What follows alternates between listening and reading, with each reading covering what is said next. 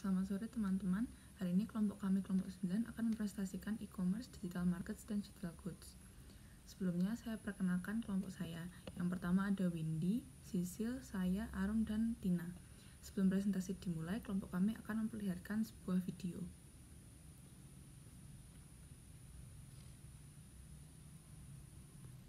What is e-commerce? E-commerce is quite simply the purchases of goods and/or services via the internet. To date, over 40% of all internet users have made an online purchase, spending almost $1.5 trillion a year. E-commerce is split into 4 categories. Business to consumer, B2C, is what most people think of when they hear e-commerce. Remember when you bought that new t-shirt or that book from Amazon? That was you participating in B2C e-commerce. Consumer to consumer, C2C, is when goods are sold between consumers through internet marketplaces or online classified ads. eBay and Gumtree are prime examples. Consumer to business, C2B, involves you as a consumer providing a product or service to an organization. For example, a blogger may review a certain product for a business and be paid in goods or direct payment. Business to business, B2B, where business is conducted between 2 companies. A good example of this market is us. PSoup Digital offers a range of services and sells these services to other businesses. Marketing made clear. PSoup Digital. Dari video tersebut dapat disimpulkan bahwa e-commerce secara simpel adalah pembelian barang atau jasa lewat internet. E-commerce dapat dibagi menjadi 4 kategori. Yang pertama, business to consumer atau B2C. Contohnya adalah saat kita membeli barang di Amazon. Yang kedua adalah consumer to consumer, yaitu C2C. Contohnya adalah eBay. Yang ketiga, consumer to business atau C2B. Contohnya adalah blogger melakukan review untuk produk perusahaan tertentu. Yang terakhir adalah business to business. Contohnya adalah perusahaan General Electric menyediakan suku cadang untuk perusahaan lain. Presentasi akan dilanjutkan oleh teman saya. Saya Sisila Segita akan menjelaskan tentang e-commerce dan internet. Pertama, saya akan menjelaskan tentang pengertian e-commerce dan internet secara umum. E-commerce merupakan transaksi komersial yang dilakukan secara digital antara organisasi dan individu. Transaksi ini terjadi melalui internet dan web. Proses e-commerce juga meliputi proses promosi, pembelian, hingga pemasaran produk. Selanjutnya, internet yaitu sistem jaringan komputer yang saling terhubung secara global dengan menggunakan paket protokol internet untuk menghubungkan perangkat yang ada di seluruh dunia. Selanjutnya, mengapa e-commerce berbeda? Dilihat dari sistem perdagangan, e-commerce menggunakan media elektronik dan internet, sehingga dapat mengurangi waktu dan biaya yang diperlukan. Kemudian, pedagang tradisional menggunakan tempat fisik atau toko retail, sehingga membutuhkan waktu dan biaya yang lebih banyak. Dari sudut pandang konsumen, e-commerce mengurangi biaya dan waktu untuk melakukan transaksi pembelian. Karena hal ini didukung karena e-commerce itu dapat kita transaksi tidak terbatas ruang dan waktu, sehingga kapan saja kita ingin mengakses e-commerce itu dapat kita akses. Nah, teknologi e-commerce memungkinkan transaksi lintas budaya dan nasional jauh lebih mudah dan hemat biaya. Selanjutnya, standar teknis universal internet dan e-commerce sangat menurunkan biaya. Harga dan biaya lebih transparan. Teknologi e-commerce mengizinkan personalisasi. Nah, personalisasi ini adalah pengelompokan konsumen-konsumen, sehingga perusahaan dapat dengan lebih mudah untuk menargetkan konsumen mana yang ingin dituju. Selanjutnya, saya akan menjelaskan konsep kunci dalam e-commerce. Pertama yaitu internet mengurangi informasi asimetris. Asimetris informasi ada bila satu pihak dalam transaksi memiliki lebih banyak informasi yang penting untuk transaksi daripada pihak lainnya. Nah, maksudnya mengurangi informasi asimetris karena si pedagang dan si pembeli dapat memiliki informasi yang sama terhadap produk tersebut. Kemudian, harga lebih transparan. Konsumen dan pemasok dapat melihat harga yang dikenakan untuk suatu barang. Kemudian, lebih fleksibel dan efisien. Biaya pencarian dana transaksi yang rendah, biaya menu yang lebih rendah, diskriminasi harga yang lebih tinggi, dan kemampuan untuk mengubah harga secara dinamis berdasarkan kondisi pasar. Nah, hal ini harga di pasar bisa naik atau turun itu tergantung dari kondisi pasar saat itu. Selanjutnya, presentasi akan dijelaskan oleh teman saya, Katarina Arum.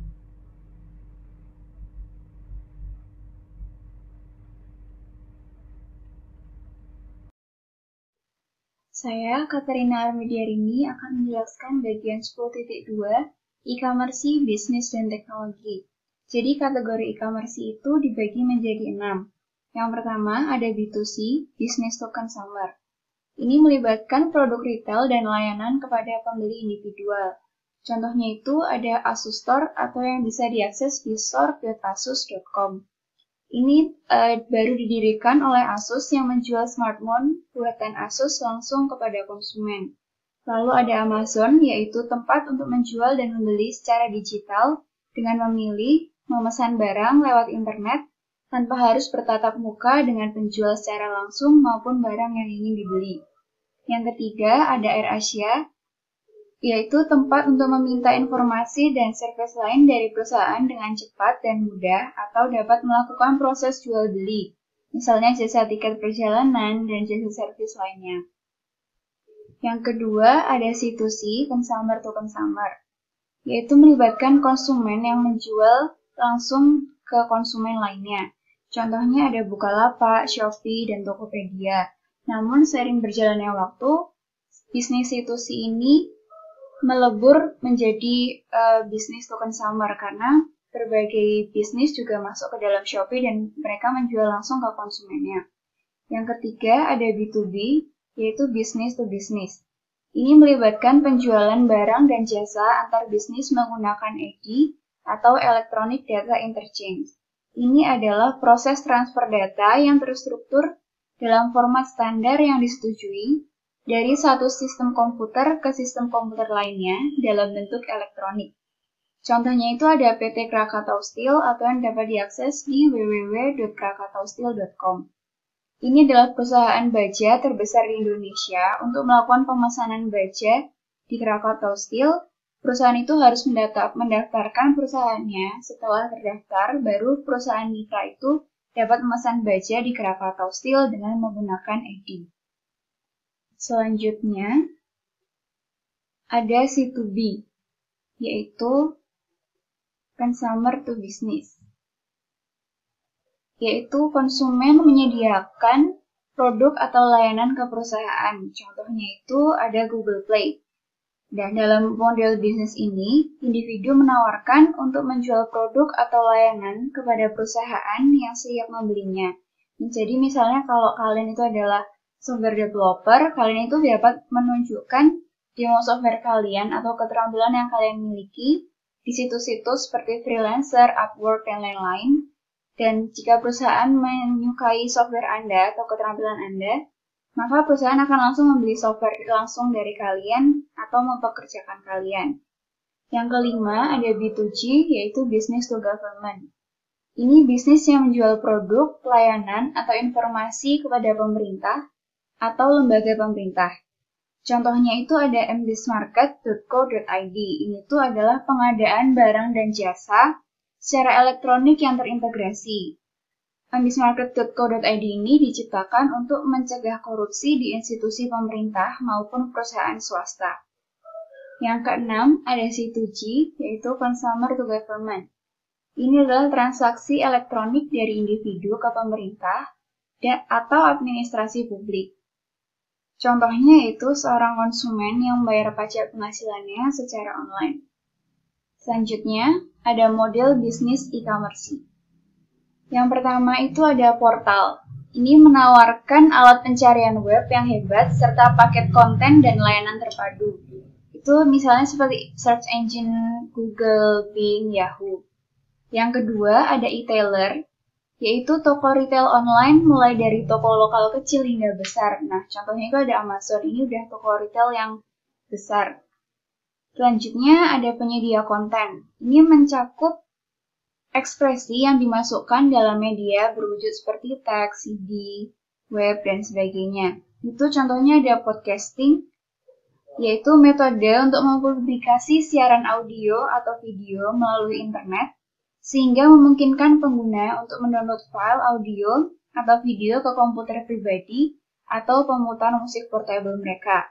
Selanjutnya ada streaming, itu metode penerbitan untuk file musik dan video secara online tanpa disimpan atau didownload secara lokal di perangkat kalian. Selanjutnya yang keempat, ada broker transaksi. Ini memproses transaksi untuk konsumen yang biasanya ditangani secara langsung melalui telepon atau pos. Contohnya ada Instant Trading Ltd atau InstaForex. Ini tuh menyediakan layanan trading online, broker forex, termasuk salah satu broker yang berkembang pesat di Indonesia. Selanjutnya ada penyedia layanan. Penyedia layanan ini menawarkan layanan secara online, contohnya Gmail yang berdasar pada email, lalu ada Google Drive yang berdasar pada penyimpanan.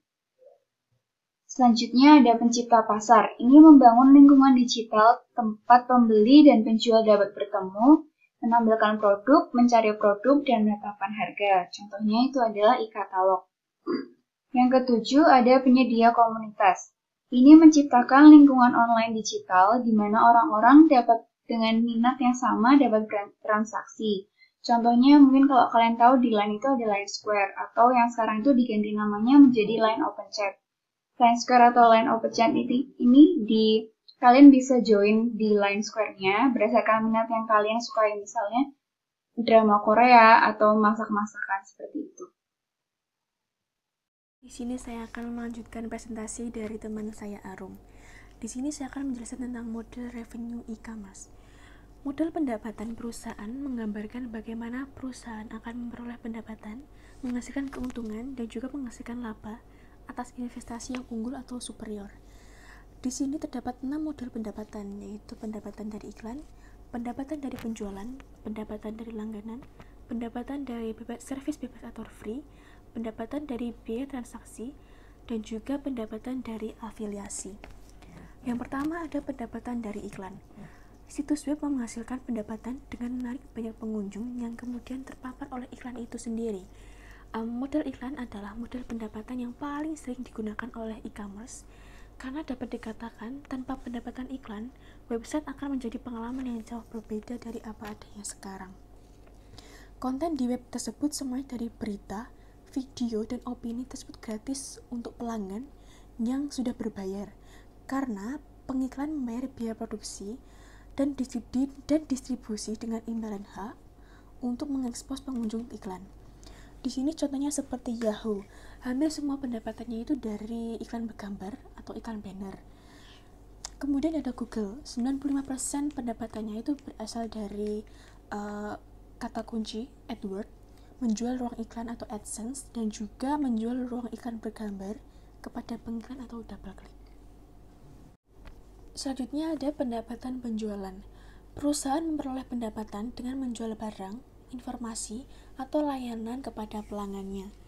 Di sini penyedia konten menghasilkan uang atau pendapatan dengan cara menagih untuk setiap unduhan dari track musik, video maupun buku, atau hal-hal lain yang mereka tawarkan dari website mereka untuk pelanggan yang sudah masuk atau mengunjungi website mereka. Kemudian di sini ada model pendapatan berlangganan. Situs web yang menawarkan konten atau layanan dengan mengenakan biaya berlangganan sebagai akses ke beberapa atau semua penawarannya secara berkelanjutan. Di sini penyedia konten sering menggunakan model pendapatan ini.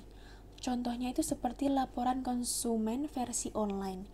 Mereka menyediakan akses ke konten premium untuk memberitahukan peringkat terperinci, ulasan atau rekomendasi dari laporan tersebut. Selanjutnya itu ada Netflix. Netflix adalah salah satu situs pelanggan paling sukses dengan lebih dari 25 juta pelanggan pada September 2012. Selain itu juga ada Wall Street Journal. Wall Street Journal adalah koran berlangganan online terbesar yang memiliki pelanggan online sebesar 1 juta pelanggan. Agar model ini berhasil, maka konten tersebut harus dianggap sebagai konten yang berbeda, tidak tersedia di tempat lain atau mudah diduplikasi, dan juga memiliki nilai tambah yang tinggi dari website lainnya. Setelah itu juga ada model pendapatan free atau service bebas. Perusahaan menawarkan layanan dasar atau konten secara gratis sambil mengenakan premium untuk fitur lanjutan atau fitur khusus. Contohnya di sini adalah Google. Di sini Google menawarkan banyak sekali aplikasi atau fitur secara gratis.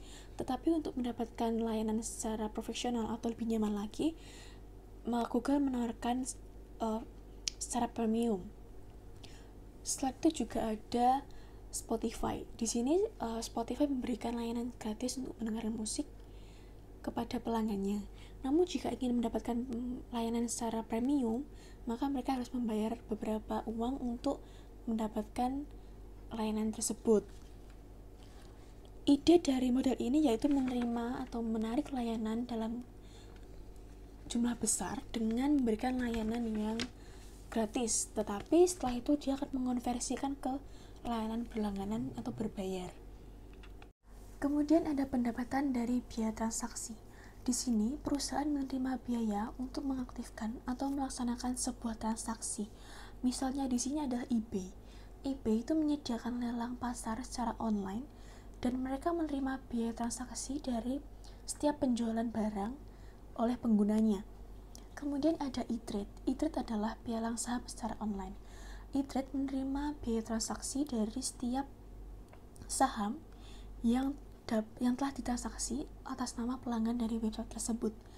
Contoh lain yaitu pendapatan dari Tokopedia. Pendapatan dari Tokopedia.com itu berasal dari setiap transaksi yang berhasil mereka lakukan. Model pendapatan biaya transaksi mendapatkan penerimaan yang luas karena mereka tidak tahu secara langsung oleh pengguna seberapa besar biaya sebenarnya. Kemudian ada pendapatan dari afiliasi. Situs web mengirim pengunjung ke situs web lain dengan imbalan biaya rujukan atau persentase pendapatan dari penjualan yang dihasilkan. Contohnya itu adalah Amazon. Di sini Amazon menggunakan afiliasi yang mengarahkan bisnisnya ke situs web Amazon dengan menempatkan logo Amazon di web tersebut atau di blog mereka. Blog pribadi sering mengandung tampilan iklan sebagai bagian dari program afiliasi. Beberapa blogger dibayar langsung oleh pabrik atau produsen untuk memberikan testimoni atau memuji produk sebagai saluran penjualan.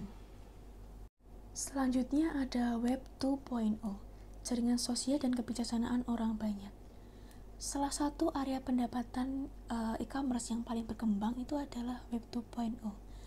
Layanan Web 2.0 yang paling populer itu adalah hearing sosial atau media sosial, tempat bertemunya online di mana orang dapat bertemu teman-temannya secara online. Situs jaring sosial itu menghubungkan setiap orang melalui bisnis yang sama untuk mencari teman dan menemukan teman atau sebagai sarana untuk pencarian kerja. Setiap jaring sosial memiliki kegunaan masing-masing. Di sini contohnya seperti Facebook dan juga Google Plus itu untuk memperluas pertemanan setiap individu. Sedangkan untuk LinkedIn berfokus pada jaringan kerja atau profesi. Untuk situs belanja online atau sosial seperti Pinterest, Kaboodle, Disnext, dan StyleHive, mereka dapat bertukar ide belanja dengan teman-teman mereka.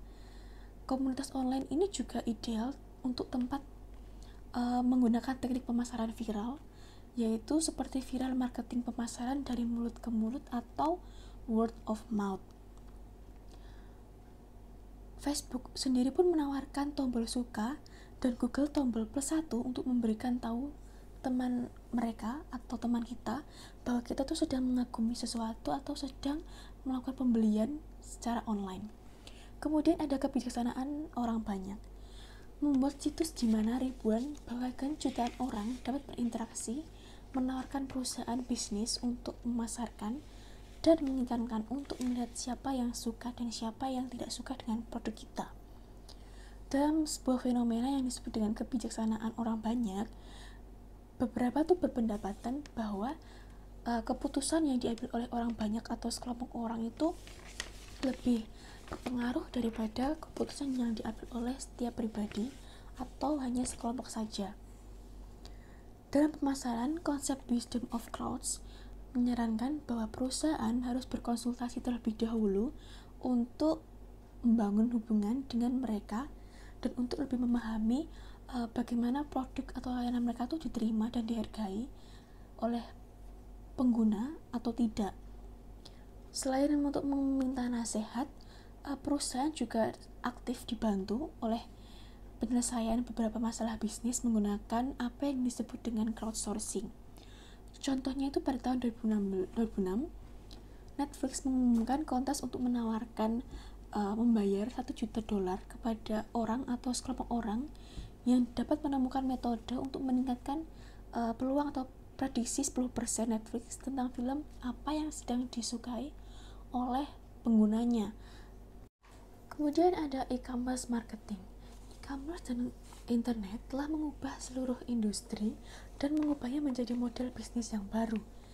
Industri tidak lebih terpengaruh daripada komunikasi pemasaran maupun pemasaran. Internet memberi para pemasar cara baru untuk berkomunikasi dengan jutaan pelanggan dengan biaya yang lebih murah daripada media tradisional, termasuk pemasaran mesin telusur, data mining, sistem recommender, dan email ditargetkan. Sebelum adanya internet, pemasar lebih sulit untuk menjangkau audiens dengan sangat mahal dan pemasar harus lebih fokus untuk menarik konsumen dengan jumlah besar terhadap produk-produk yang sedang populer. Namun ketika adanya internet, pemasar lebih mudah menemukan potensi pelanggan untuk produk apa yang sedang diminati oleh orang banyak. Kemudian selanjutnya tersebut ada tabel 10.6. Di sini menggambarkan pemasar terkemuka dan format iklan yang digunakan dalam e-commerce. Banyak perusahaan pemasaran e-commerce menggunakan teknik penargetan perilaku dengan meningkatkan efektivitas iklan banner, video, email, maupun media kaya. Perilaku penargetan mengacu pada pelacakan aliran dari individu di ribuan situs web. Sayangnya, penargetan ini juga mengarah pada invasi privasi pribadi tanpa persetujuan pengguna. Jadi bisa saja tiba-tiba ada email masuk atau ada SMS masuk dari produsen atau pabrik. Ketika konsumen kehilangan kepercayaan, mereka cenderung tidak akan membeli apapun dari perusahaan tersebut. Mereka memiliki alat untuk merekam situs yang dikunjungi pengguna sebelum datang ke internet situs web. Tempat para pengguna ini juga meninggalkan situs itu. Jenis sistem operasi yang mereka gunakan, informasi peramban, dan bahkan beberapa data lokasi. Mereka juga mencatat halaman tertentu yang dikunjungi di situs tertentu. Selanjutnya, di sini ada website visitor tracking. Situs web dan platform iklan e-commerce seperti Google DoubleClick memiliki alat untuk melacak pelanggannya, kemudian melintasi web ketika pembeli berpindah dari satu situs ke situs web lainnya. Grafik tersebut atau grafik ini menggambarkan cara kerja pelacakan clickstream dan apa yang dapat dikatakan toko tentang kegiatan pembelanja di situs mereka. Metrik luas ada untuk berbagai jenis perilaku pengguna, dari waktu yang dihabiskan untuk memesan dan ditempatkan di keranjang belanja namun tidak dibeli. Jaringan perikanan online terkemuka adalah DoubleClick, Red Media Yahoo, dan jaringan iklan AOL. Informasi ini memungkinkan perusahaan untuk memahami seberapa baik sih situs web tersebut untuk berfungsi mengiklankan dan juga memberikan layanan kepada pelanggannya dan menciptakan nilai tambahan untuk customer-nya.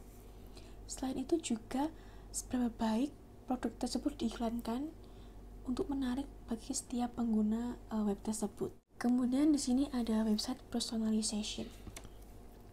Perusahaan dapat membuat halaman web yang dipersonalisasi secara unik untuk mengiklankan konten dan juga iklannya kepada individu untuk meningkatkan pengalaman pelanggan dan menciptakan nilai tambah terhadap produk ataupun layanan mereka. Grafik ini menggambarkan beberapa personalisasi yang dimungkinkan dan pelacaan clickstream.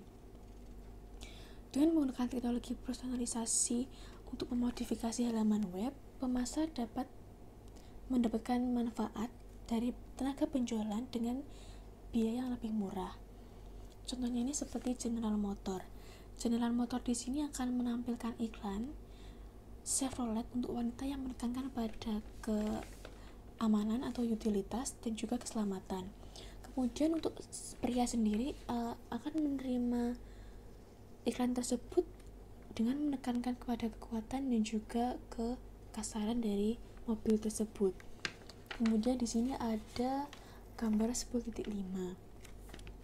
Jaringan iklan dan penggunaan program pelacaan itu sangat kontroversial di kalangan privasi karena kemampuan mereka untuk melacak konsumen individu di internet. Situs web yang populer itu mengunduh lusinan bug, kemudian cookie, pelaksanaan web, dan suar yang melaporkan perilaku online pengguna server yang jauh tanpa sepengetahuan pengguna itu sendiri, sehingga pengguna itu tidak tahu kapan dia akan dilacak oleh suatu jaringan, dan bahkan lebih sulit lagi, mereka tidak tahu untuk apa informasi tersebut digunakan, apakah untuk hal-hal yang baik atau hanya untuk melakukan kejahatan di media sosial. Yang disebut pertukaran iklan ini menggunakan teknologi yang sama untuk mengelelang akses ke orang-orang dengan profil yang sangat spesifik dalam beberapa milidetik. Setelah itu, saya akan menjelaskan tentang tabel 10.7. Tabel 10.7 ini menggambarkan 4 fitur komunikasi sosial yang mendorong pertumbuhan suatu website. Pada 2012 dan 2013, media yang sangat berkembang pesat untuk branding dan juga pemasaran itu adalah media sosial. Pengeluaran untuk pemasaran media sosial itu jauh lebih murah dan lebih kecil daripada televisi, majalah, radio, maupun surat kabar. Media sosial yaitu situs web yang memungkinkan pengguna untuk berkomunikasi satu sama lain, membentuk kelompok serta menghubungkan individual dan berbagi minat, nilai, ide, pendapat masing-masing. Individu terbentuk online profil dengan teks dan foto. Kemudian mereka membuat profil online supaya orang lain tuh melihatnya dan mengundang teman mereka untuk menautkan ke profil mereka, sehingga tumbuhlah jaringan dari mulut ke mulut atau word of mouth dan melalui tautan email itu sendiri. Sekian dari saya dan akan dilanjutkan oleh teman saya, Windy. Saya Windy Graciela akan menjelaskan tentang materi selanjutnya, yaitu B2B e-commerce, efisiensi baru dan hubungannya. Perdagangan antara perusahaan bisnis atau B2B merupakan pasar yang sangat besar. Jumlah total perdagangan B2B di Amerika Serikat pada tahun 2012 diperkirakan sekitar 16 triliun, dengan B2B e-commerce atau B2B online sekitar 4,1 triliun dari jumlah tersebut, menurut Biro Sensus pada tahun 2012. Hanya sebagian dari perdagangan antar perusahaan otomatis, dan seluruh proses pengadaan dibantu dengan adanya internet. Triliunan dolar mungkin dilepaskan untuk penggunaan yang lebih produktif. Harga konsumen berpotensi turun, produktivitas akan meningkat, dan ekonomi kekayaan bangsa akan meluas. Ini adalah janji e-commerce B2B. Tantangan dari e-commerce B2B adalah mengubah pola dan sistem pengadaan yang ada dan merancang serta mengimplementasikan solusi B2B baru berbasis internet. E-commerce business to business mengacu pada transaksi komersial yang terjadi di antara perusahaan bisnis, di mana transaksi-transaksi ini dimungkinkan dengan menggunakan internet. Sekitar 80% dari e-commerce B2B online masih didasarkan pada sistem kepemilikan untuk pertukaran data elektronik atau Electronic Data Interchange atau EDI. Pertukaran data elektronik memungkinkan pertukaran komputer ke komputer antara dua organisasi transaksi standar, seperti faktur, bill of lading, jadwal pengiriman, atau pesanan pembelian. Transaksi secara otomatis ditransmisikan dari satu sistem informasi ke yang lain melalui jaringan, menghilangkan pencetakan dan penanganan kertas di satu ujung dan memasukkan data di sisi lain. Setiap industri besar pasti memiliki standar EDI yang menetapkan struktur dan bidang informasi dokumen elektronik untuk industri tersebut. Pemasok memiliki akses online ke bagian-bagian tertentu dari jadwal produksi dan pengiriman perusahaan pembelian dan secara otomatis mengirimkan bahan dan barang untuk memenuhi target yang telah ditentukan tanpa intervensi oleh agen pembelian perusahaan. Dapat kita lihat pada gambar 10.6. Teknologi internet menyediakan platform yang jauh lebih fleksibel dan berbiaya rendah untuk menghubungkan perusahaan ke perusahaan lain. Bisnis dapat memperluas teknologi digital ke berbagai kegiatan dan lingkaran mitra dagang mereka. Misalnya pengadaan barang. Pengadaan barang tidak hanya melibatkan pembelian barang dan bahan, tetapi juga pengadaan, negosiasi dengan pemasok, pembayaran barang, dan pengaturan pengiriman. Sekarang pembisnis dapat menggunakan internet untuk menemukan pemasok berbiaya terendah, mencari katalog online produk pemasok, bernegosiasi dengan pemasok, memesan, melakukan pembayaran, dan mengatur transportasi. Teknologi internet dan web memungkinkan perusahaan untuk membuat etalase elektronik baru untuk dijual ke bisnis lain dengan tampilan grafis multimedia dan fitur interaktif yang serupa untuk perdagangan B2C. Atau bisnis dapat menggunakan teknologi internet untuk membuat extranet atau pasar elektronik untuk menghubungkan ke bisnis lain untuk transaksi pembelian. Jaringan industri swasta biasanya terdiri dari perusahaan besar yang menggunakan situs web, aman untuk menautkan ke pemasok, dan mitra bisnis utama lainnya. Dapat kita lihat pada gambar 10.7. Jaringan dimiliki oleh pembeli, dan itu memungkinkan perusahaan dan pemasok yang ditunjuk, distributor, dan mitra bisnis lainnya untuk berbagi desain dan pengembangan produk, pemasaran, penjadwalan produksi, manajemen inventaris, dan komunikasi tidak terstruktur, termasuk grafik dan email. Contohnya adalah VW Group, Supply, yang menghubungkan grup Volkswagen dan pemasoknya. VW Group Supply menangani 90% dari semua pembelian global untuk Volkswagen, termasuk semua komponen otomotif dan suku cadang. Dengan adanya teknologi internet, perusahaan dapat terhubung ke perusahaan lain. Bisnis dapat memperluas teknologi digital, memudahkan dalam bisnis, perusahaan dapat membuat etalase elektronik baru, perusahaan dapat membuat extranet atau pasar elektronik. Pasar-pasar bersih yang kadang disebut dengan e-hub menyediakan pasar digital tunggal berdasarkan teknologi internet. Untuk banyak pembeli dan penjual yang berbeda dapat kita lihat pada gambar 10.8. Mereka adalah industri yang dimiliki atau beroperasi sebagai perantara independen antara pembeli dan penjual. Pasar bersih menghasilkan pendapatan dari transaksi pembelian dan penjualan dan layanan lain yang diberikan kepada klien. Peserta di pasar net atau pasar bersih dapat menetapkan harga melalui negosiasi online, lelang, atau permintaan penawaran, atau mereka dapat menggunakan harga tetap. Ada banyak jenis pasar bersih dan cara mengklasifikasikannya. Beberapa pasar bersih menjual barang langsung, dan beberapa pasar bersih menjual barang tidak langsung. Barang langsung adalah barang yang digunakan dalam proses produksi, seperti baja lembaran untuk produksi bodi mobil. Sedangkan barang tidak langsung adalah semua barang lain yang tidak terlibat langsung dalam proses produksi, seperti perlengkapan kantor atau produk untuk pemeliharaan dan perbaikan. Beberapa pasar bersih mendukung pembelian kontrak berdasarkan hubungan jangka panjang dengan pemasok yang ditunjuk, dan yang lain mendukung pembelian spot jangka pendek, di mana barang dibeli berdasarkan kebutuhan mendesak, seringkali dari banyak pemasok yang berbeda. Pasar bersih juga dibagi menjadi dua, yaitu pasar vertikal dan pasar horizontal. Pasar vertikal melayani pasar dengan barang dan jasa yang hanya bisa ditemukan di industri tertentu, seperti mobil, telekomunikasi, atau peralatan mesin. Sedangkan pasar horizontal adalah barang dan jasa yang disediakan dapat ditemukan pada banyak industri yang berbeda. Contohnya peralatan kantor dan alat transportasi. Selanjutnya ada exchange. Pertukaran secara independen dimiliki oleh pasar pihak ketiga yang menghubungkan ribuan pemasok dan pembeli untuk pembelian spot.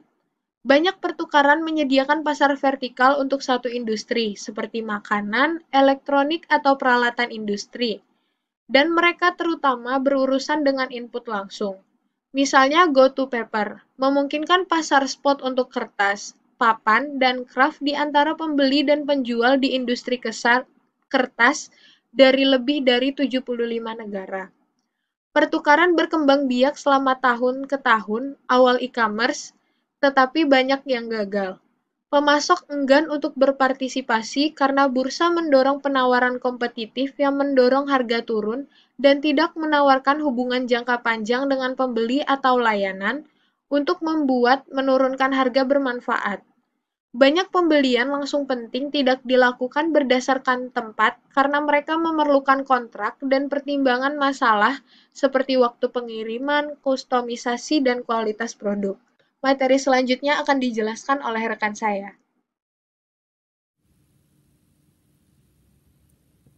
Berikutnya adalah mobile digital platform dan mobile commerce. Pada saat ini, dengan berbagai kemajuan yang ada, sistem perdagangan banyak menggunakan alat dan platform digital serta transaksi online. Dari adanya perkembangan tersebut, orang-orang menjadi lebih mudah dalam melakukan kegiatan atau banyak hal lainnya. Kemudian ada macam-macam layanan dan aplikasi m-commerce. Yang pertama, layanan berbasis lokasi, perbankan dan jasa keuangan, juga periklanan dan retail nirkabel. Kemudian ada layanan berbasis lokasi, merupakan istilah umum untuk menggambarkan teknologi yang digunakan dan menemukan lokasi perangkat yang pengguna gunakan. Contohnya adalah Wikitut.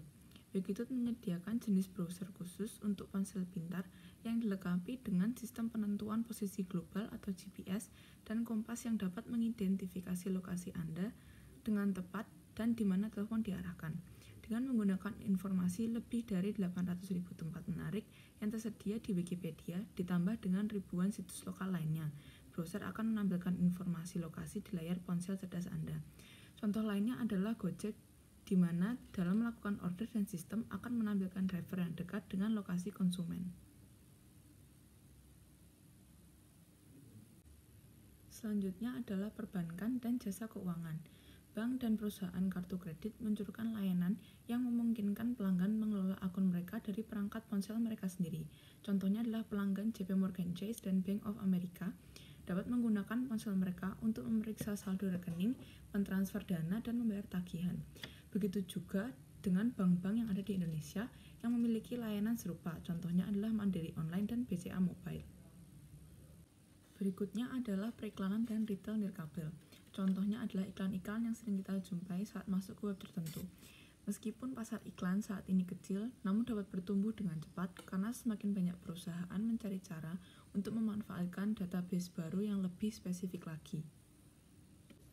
Berikut merupakan gambar komponen budget dari sebuah website. Gambar ini memberikan gagasan tentang berbagai komponen biaya situs web. Secara umum, biaya perangkat keras, perangkat lunak, dan telekomunikasi untuk membangun dan mengoperasikan web menurun sejak tahun 2000, sehingga pengusaha kecil juga bisa ikut membuat situs yang canggih. Demikian presentasi dari kelompok kami. Terima kasih.